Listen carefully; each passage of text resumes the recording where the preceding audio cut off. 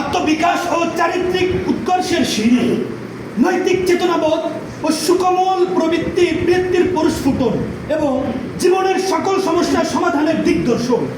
শিক্ষা উন্নতকামী জাতির এক অদ্বিতীয় চালিকা শক্তি। এর মাধ্যমেই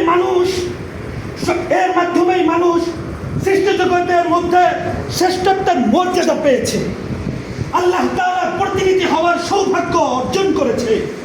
তবে প্রশ্ন হলো, কোন শিক্ষা উল্লেখিত ব্যাপারে উপযুক্ত ও একনিষ্ঠ সহায়ক? মানুষের উপলব্ধি জ্ঞান, মানুষের অভিজ্ঞতালব্ধ জ্ঞান, নাকি প্রাকৃতিক জগৎ হতে আহরিত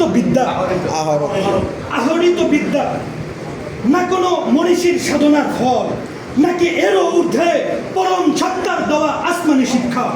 প্রিয় উপস্থিতি,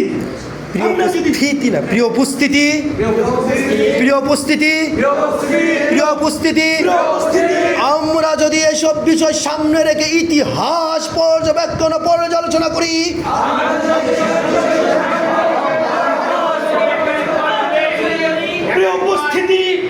আমরা যদি এসব বিষয় সামনে রেখে ইতিহাস পর্যবেক্ষণ ও পর্যালোচনা করি, তবে আমাদের সামনে ফুটে ওঠে এক মহাসত্য। আর তা হলো, মানুষ আবহমান কাল থেকে আজ পর্যন্ত নিজের বিবেক বুদ্ধি থেকে গবেষণা করে একটি সুস্পষ্ট ও পরিপূর্ণ শিক্ষা ব্যবস্থা ও জীবন ব্যবহার বিধান উদ্ভাবন করতে পারেনি।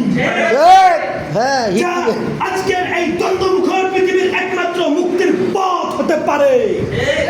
কাজেই মনে রাখবেন, বস্তুবাদী ধর্মহীন শিক্ষা কিংবা পাশ্চাত্য শিক্ষার সাথে ধর্মীয় ও নৈতিক শিক্ষা না থাকায় পৃথিবী দেখে শান্তি আজ সুদূর পরহত।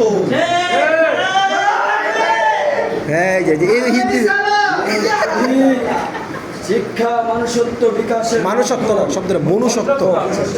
শিক্ষা মনুষ্যত্ব বিকাশের মাধ্যম, আত্ম উপলব্ধির চাবিকাঠি, আত্মবিকাশ ও চারিত্রিক উৎকর্ষের সিঁড়ি, নৈতিক চেতনাবোধ, পরিস্ফুটন বলবেন এবং জীবনের সকল সমস্যার সমাধানের দিকদর্শন।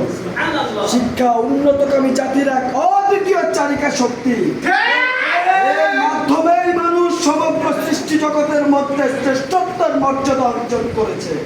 মর্যাদা পেয়েছে, আল্লাহ তাআলার প্রতিনিধি হওয়ার সৌভাগ্য অর্জন করেছে। তবে প্রশ্ন হলো, শিক্ষা উল্লেখিত ব্যাপারে উপযুক্ত একনিষ্ঠ সহায়ক